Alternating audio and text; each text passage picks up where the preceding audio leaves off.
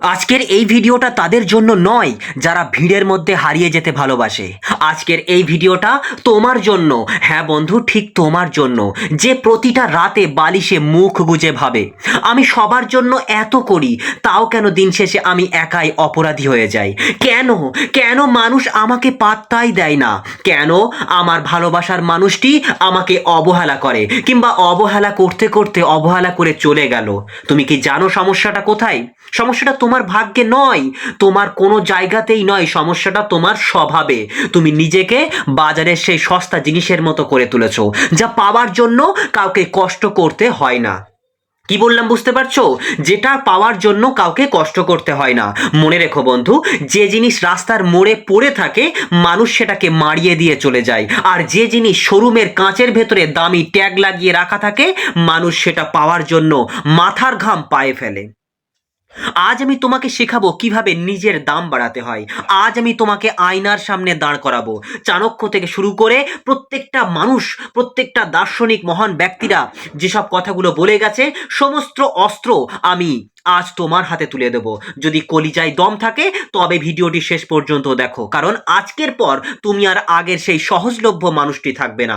তোমার ব্যক্তিত্ব হবে আগুনের মতো, যাকে ছোঁয়া তো দূরের কথা, চোখের দিকে তাকিয়ে কথা বলতেও মানুষ 10 বার ভাববে। হ্যাঁ বন্ধু, ভিডিওটি শেষ পর্যন্ত দেখো, তাহলে প্রথমে বলাই কথাগুলোর প্রত্যেকটা কথার মূল্য তুমি বুঝতে পারবে। তো এখন আসা যাক। এখন তুমি মনে মনে বা তুমি নিজের মনেই ভাবছো কেন তুমি সস্তা হয়ে যাচ্ছ, তাই না? তুমি কেন সস্তা হয়ে গেছো? তুমি কি কখনো ভেবে দেখেছো কেন সেই মানুষটা তোমাকে পাত্তাই দিচ্ছে না, যাকে তুমি নিজের জীবনের চেয়েও বেশি গুরুত্ব দাও? সাইকোলজি বলছে মানুষের মন খুব অদ্ভুত। আমরা সেই জিনিসের প্রতি বেশি আকৃষ্ট হই যা আমাদের কাছে নেই, বা যাওয়া মানে যেটা পাওয়া কঠিন। তাই তুমি যখনই সে ডাকছে তখনই যাচ্ছ, সে মেসেজ দেওয়ার 1 সেকেন্ডের মাথায় তুমি রিপ্লাই দিচ্ছ। এতে সে কি ভাবছে? সে ভাবছে তোমার জীবন জীবনে কোনো কাজ নেই, তুমি একদম বেকার। তাই চাণক্য বলেছিলেন অতি সহজ সরল হওয়া উচিত নয়। বনে গিয়ে দেখো সোজা গাছগুলোকেই আগে কাটা হয় আর বাঁকা গাছগুলো দাঁড়িয়ে থাকে। তুমি যখন মানুষের জন্য সব সময় অ্যাভেলেবেল থাকো তখন মানুষ তোমাকে টোকেন ফর গ্রান্টেড করেই নিচ্ছে। ধরো তোমার বাড়ির পাশে একটা কল আছে, একটা জলের কল আছে যেখানে 24 ঘন্টায় জল পড়তে থাকে। তুমি কি সেই জলের কদর করো বলো? তুমি নিজের বুকে হাত দিয়ে বলো, যে জলটা প্রতিনিয়ত পড়েই যাচ্ছে, কনসিস্টেন্সি পড়েই যাচ্ছে, তার কি কদর তুমি করো? করো না। কিন্তু যদি বলা হয় দিনে মাত্র 1 ঘন্টা, দিনে মাত্র 1 ঘন্টার জন্য জল আসবে, তখন তুমি কেন? প্রত্যেকে কিন্তু বালতি নিয়ে লাইনে দাঁড়াবে। মানুষের সম্পর্কটাও ঠিক এমন, তুমি 24 ঘন্টার জল হয়ে ঝরছো, তাই কেউ তৃষ্ণার্ত হয়ে তোমার কাছে আসছে না। সাইকোলজিতে জেগার্নিক ইফেক্ট বলে একটা কথা আছে। এর মানে হলো মানুষ সেই কাজ বা সেই কথা বেশি মনে রাখে যা অসমাপ্ত বা অসম্পূর্ণ। তুমি কি করো? তুমি তোমার জীবনের সবটুকু দুঃখ, সবটুকু প্রেম, সবটুকু ইতিহাস প্রথম দিনেই তার সামনে উগরে দাও। নিজের রহস্য সব শেষ করে দাও। আর যখন তোমার ভেতরে আর কোনো রহস্য থাকে না, তখন সামনের মানুষটা তোমার প্রতি আগ্রহ হারিয়ে ফেলে। ওশো বলতেন জীবনে জীবন একটা রহস্য, একে সমাধান করার চেষ্টা করো না, বরং একে যাপন করো। তুমি যখন নিজেকে খোলা খাতা বানিয়ে দাও তখন মানুষ তোমাকে পড়া শেষ করে ডাস্টবিনে ফেলে দেয়। তুমি ভালোবাসা ভিক্ষা করেছো, সময় ভিক্ষা করেছো। প্লিজ আমার সাথে একটু কথা বলো। কেন কেন তুমি আমাকে বুঝছো না? এই সমস্ত যে কথাগুলো তুমি নিজের ভ্যালু জিরোতে নামিয়ে এসেছো, তুমি এই সমস্ত কথাগুলো বলে তার কাছে নিজের ভ্যালু জিরোতে নামিয়ে এনেছো। মনে রাখবে, পৃথিবী চলে শক্তির নিয়মে। দুর্বলকে কেউ করুণা করে কিন্তু সম্মান করে না। হেলেন ফিশার, যিনি ভালোবাসার জৈবিক কারণ নিয়ে গবেষণা করেছেন, তিনি দেখিয়েছেন যে মানুষের মস্তিষ্কে ডোপামিন তখন বেশি রিলিজ হয় যখন সে কোনো চ্যালেঞ্জের মুখোমুখি হয়। তুমি যখন তার সব আবদার, সব আবদার, যেগুলো তার আবদার থাকে, বিনা তর্কে মেনে নিচ্ছ, তখন তার মস্তিষ্কে তোমার জন্য কোনো রোম্যান্স বাকি থাকছে না। তুমি ভাবছো তুমি তো ত্যাগী, তুমি খুব ত্যাগী, তাই না? তুমি তার জন্য নিজের শখ বিসর্জন দিচ্ছ, নিজের বন্ধুদের ছেড়ে দিচ্ছ। তুমি ভাবছো সে তোমাকে খুব ভালোবাসবে, তাই না? কিন্তু বাস্তবতা হলো তুমি নিজের ব্যক্তিত্ব হারিয়ে ফেলছো। যে মানুষ নিজের সম্মান করতে জানে না, অন্য কেউ তাকে সম্মান করবে না। তুমি নিজেকে আয়নার সামনে দাঁড়িয়ে প্রশ্ন করো, আমি কি আমাকে ভালোবাসি? করোই না প্রশ্নটা। আমি কি আমাকে ভালোবাসি? উত্তর যদি না হয় তবে অন্য কেউ তোমাকে কেন ভালোবাসবে বলো? কেন ভালোবাসবে? তুমি কি জানো মানুষ কেন দামি জিনিসের পেছনে ছোটে? কারণ দামি জিনিস মানেই হলো স্বল্পতা। আমাদের মস্তিষ্ক তৈরি হয়েছে অভাবকে গুরুত্ব দেওয়ার জন্য। তুমি যখন কাউকে বারবার ফোন করছো, 10টা মেসেজ করছো, সে একটা রিপ্লাই দিচ্ছে না জেনেও তখন তুমি আসলে প্রমাণ করছো যে তোমার সময়ের কোনো দাম নেই। আর যার সময়ের দাম নেই তার অস্তিত্বের কোনো দাম নেই। ধরো একটা হিরে আর একটা কাঁচের গ্লাসের টুকরো। কাঁচের টুকরো দুটোর কাজই হলো আলোর প্রতিফলন করা, কিন্তু হিরে কেন দামি? কারণ হিরে সহজে পাওয়া যায় না, আর কাঁচ রাস্তার মোড়ে মোড়ে পড়ে থাকে। তুমি নিজেকে কাঁচ বানিয়ে রেখেছো, যে কেউ তোমাকে পায়ে মারিয়ে যাচ্ছে আর তুমি ভাবছো সে কেন তোমাকে আঘাত করলো। আরে ভাই বা বোন, তুমি তো রাস্তার ওপর শুয়ে আছো, কাঁচ হয়ে জন্মালে আঘাত তো সইতেই হবে। নিজেকে হিরে বানাও, যেন তোমাকে পাওয়ার জন্য মানুষকে খনি খনন করতে হয়। বুঝতে পারছো বিষয়টা? আসলে তুমি যত বেশি মানুষকে আঁকড়ে ধরতে চাইবে, মানুষ তত বেশি তোমার থেকে দূরে সরে যাবে বা দূরে পালাবে। এটা অনেকটা বালির মতো, যত জোরে মুঠি শক্ত করবে বালি তত তাড়াতাড়ি হাতের আঙুলের ফাঁক দিয়ে গলে যাবে। তুমি যখন কাউকে দেখেও যে তুমি ছাড়া আমি বাঁচবো না, তুমি যখন কাউকে দেখাও যে তুমি ছাড়া আমি বাঁচবো না, তখন সেই মানুষটা এক ধরনের ক্ষমতা অনুভব করে। সে ভাবে ও তো কোথাও যাবে না, ও তো আমার কিনা গোলাম, এরকম মনে করে। তুমি না ভাবলেও ও কিন্তু মনে মনে ভাবে বা মনে করে। আর এই মানসিকতা থেকে সে তোমাকে অবহেলা করা শুরু করে। এখন প্রশ্ন হলো, তুমি কি এভাবেই থাকবে? তোমার জীবন কি এভাবেই চলবে? তোমার কি মনে হয় না তোমারও একটা জীবন আছে, তোমারও একটা মেরুদণ্ড আছে? কতদিন আর অন্যের পায়ের ধুলো হয়ে পড়ে থাকবে বলো? কতদিন? কতদিন আর অনলাইন স্ট্যাটাস চেক করে চোখের জল ফেলবে বলো বন্ধু? তাই মনস্তত্ত্ব বলছে, তুমি যদি আজ নিজেকে না বদলাও, তবে আগামী 5 বছর পর তুমি মানসিকভাবে পঙ্গু হয়ে যাবে। তোমার আত্মবিশ্বাস বলে কিচ্ছু থাকবে না। হ্যাঁ, তোমার আত্মবিশ্বাস বলে কিচ্ছু থাকবে না। মানুষ তোমাকে দিয়ে কাজ করিয়ে নেবে, কিন্তু বিপদের সময় কেউ পাশে থাকবে না, কারণ সস্তা জিনিসের কোনো গ্যারেন্টি থাকে না বন্ধু। আমি জানি তোমার ভেতরটা এখন হাহাকার করছে। তুমি ভাবছো আমি তো মন থেকে ভালোবেসেছিলাম, আমার দোষ কি? আমার দোষটা কোথায়?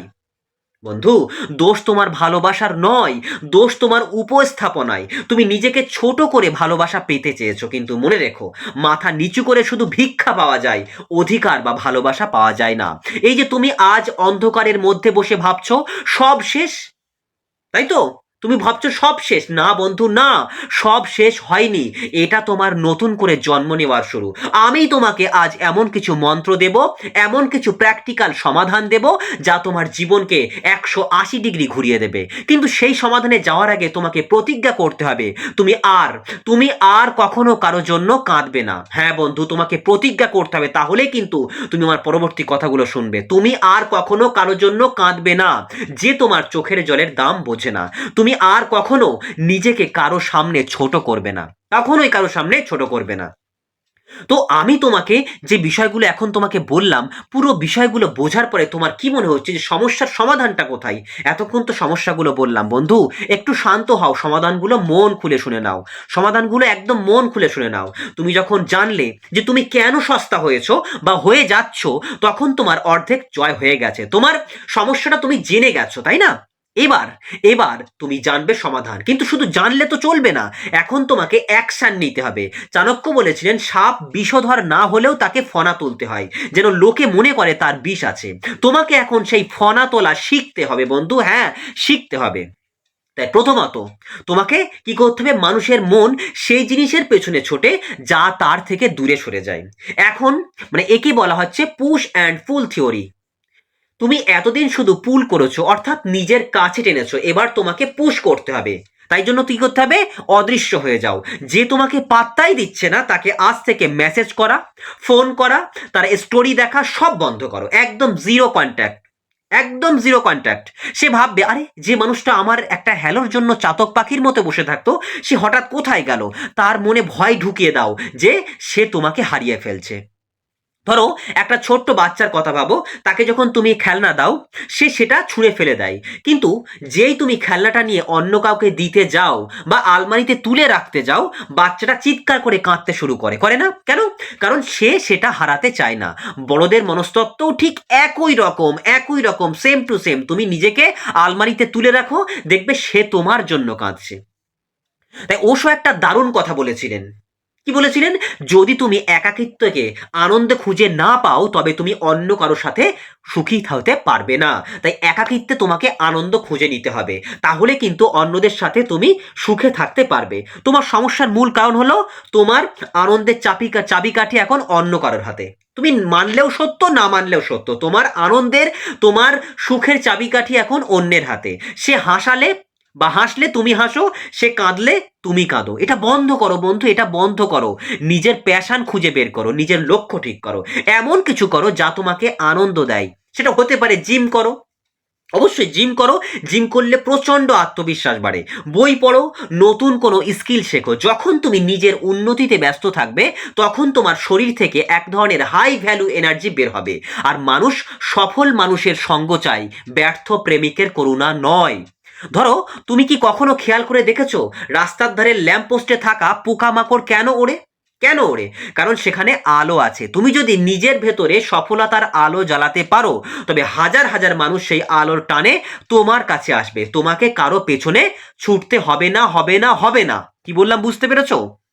আর একটা বিষয়, না বলতে শেখো। একদম, তুমি সস্তা হয়েছো কারণ তুমি সবার মানে সব কথাই হ্যাঁ বলে দিতে, বিশেষ করে সেই মানুষটার সব কথাই হ্যাঁ বলে দিতে। তুমি ভাবো না, না বললে মানুষ রাগ করবে? আরে ভাই বা বোন, যে মানুষ তোমার না সহ্য করতে পারে না সে তোমার হ্যাঁ এর মর্যাদা কোনো দিন দেবে না। তাই বাউন্ডারি সেট করো, বাউন্ডারি সেট করো। যদি কেউ তোমাকে আত্মসম্মান করে কথা বলে তৎক্ষণাৎ তাকে থামিয়ে দাও। সরাসরি বলো, এই টোনে আমার সাথে কথা বলবে না। জেগার্নিক ইফেক্ট অনুযায়ী মানুষ যখন কোনো বাধার সম্মুখীন হয় তখন সেই মানুষটির প্রতি তাদের মনে একটা সমীহ তৈরি হয়। ধরো, তুমি যখন কোনো দামি রেস্টুরেন্টে যাও সেখানে অনেক নিয়ম থাকে, ওয়েটিং লিস্ট থাকে, ড্রেস কোড থাকে।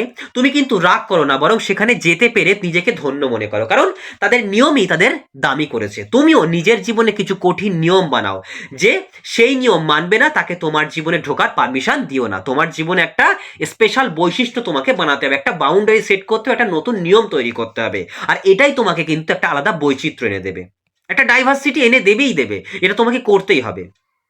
আর মানুষ সবচেয়ে বেশি ভয় পায় নীরবতাকে। হ্যাঁ বন্ধু, তুমি যখন কারো ওপর রাগ করে চিৎকার করো তখন তুমি আসলে নিজের দুর্বলতা প্রকাশ করো।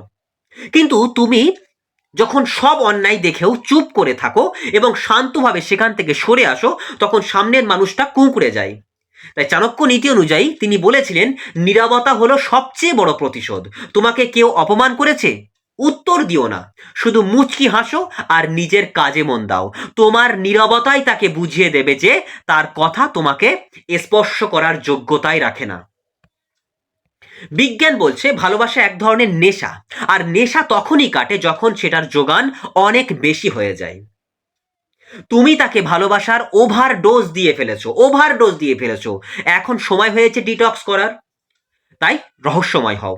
তুমি সারাদিন কি করছো, কার সাথে আছো, সব সোশ্যাল মিডিয়ায় পোস্ট করা বন্ধ করো। নিজের জীবনকে একটা রহস্যের বইয়ের মতো করে তোলো।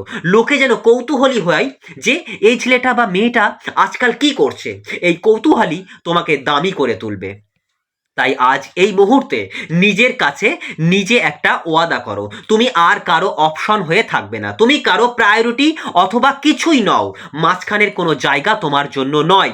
মনে রেখো বন্ধু, তুমি এই পৃথিবীতে কারো দাসত্ব করতে আসোনি। তুমি জন্মেছো নিজের একটা সাম্রাজ্য তৈরি করতে। যে তোমার মূল্য বোঝে না তাকে তোমার জীবন থেকে একেবারে লাথি মেরে বের করে দাও।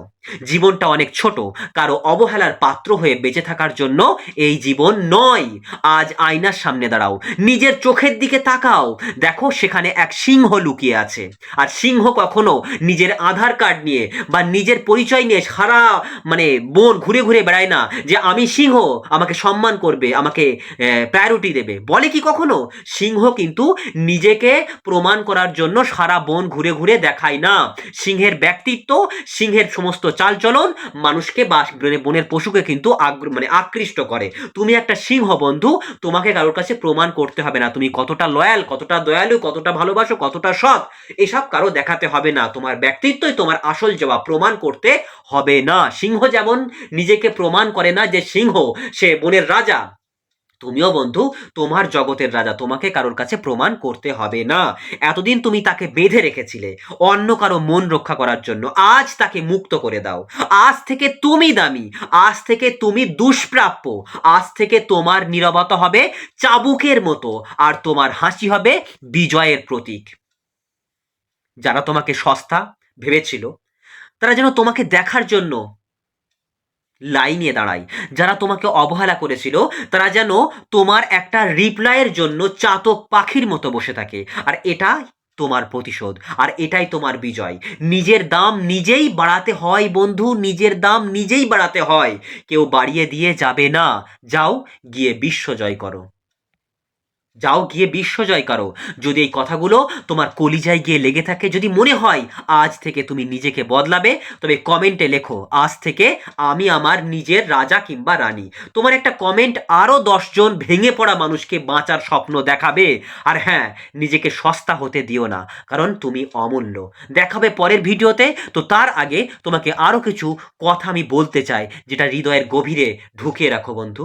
সবশেষে একটা কথাই বলি, বুক ফেটে কান্না আসলেও শুনে যাও বন্ধু, তুমি এতদিন যার জন্য নিজেকে বিলিয়ে দিয়েছ, যাকে পাওয়ার জন্য নিজের সম্মান ধুলোয় মিশিয়েছ, একবার শান্ত হয়ে বসে নিজেকে প্রশ্ন করো তো, সেই মানুষটা কি আসলেই তোমার যোগ্য ছিল? বলো বন্ধু, সেই মানুষটা কি আসলেই তোমার যোগ্য ছিল? এই প্রশ্নটা নিজেকে করো। নাকি তুমি সস্তা ছিলে বলেই সে তোমাকে নিয়ে খেলার সুযোগ পেয়েছে? জানালা দিয়ে বাইরের আকাশটার দিকে তাকাও, ওই বিশাল আকাশটা কি কখনো মেঘের কাছে ভিক্ষা চায় যে তুমি আমাকে ছেড়ে যেও না? না, চাই না। মেঘ আসে, মেঘ যায়, আকাশ তার নিজের জায়গাতেই অটল থাকে। তোমাকে ওই আকাশ হতে হবে বন্ধু।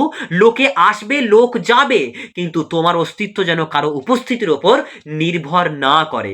আজ রাতে যখন ঘুমাতে যাবে, তখন বালিশে মাথা রেখে নিজেকে একটা ধন্যবাদ দিও। ধন্যবাদ দিও এই কারণে যে এত আঘাত, এত অবহেলা আর এত অপমানের পরেও তুমি আজ বেঁচে আছো। তুমি আজও হার মানোনি। ওই যে তোমার বুকের ভেতরটা চিনচিন করে ব্যথা করছে না, ওটা আসলে তোমার ভেঙে যাওয়া মন নয়, ওটা তোমার ভেতরে থাকা সেই আত্মসম্মান বোধ, যা একদিন বন্দি ছিল, যা এতদিন বন্দি ছিল। আজ সে খাঁচা ভেঙে বেরিয়ে আসতে চাইছে।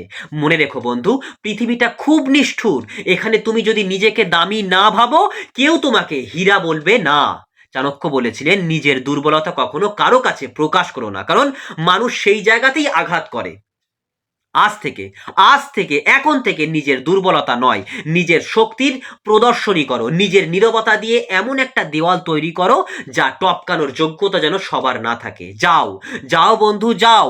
আজ থেকে আর কোনো চোখের জল নয়, আজ থেকে আর কোনো পুরনো চ্যাট পড়া নয়, আজ থেকে শুধু নিজের ওপর কাজ করো। নিজেকে এমন এক উচ্চতায় নিয়ে যাও যেন একদিন তোমাকে দেখার জন্য সেই মানুষটার চোখের পাতা ভিজে যায়, যে তোমাকে একসময় সস্তা ভেবে ছুঁড়ে ফেলে দিয়েছিল, কিন্তু সেদিন যেন তোমার নাগাল পাওয়ার ক্ষমতা আর না থাকে। নিজেকে ভালোবাসতে শেখো বন্ধু, কারণ এই পৃথিবীতে জন্ম থেকে মৃত্যু পর্যন্ত তোমার সাথে কেবল একজনই থাকবে, আর সেটা হলো তুমি নিজে। বাকি সব অভিনয়, বাকি সব মায়া।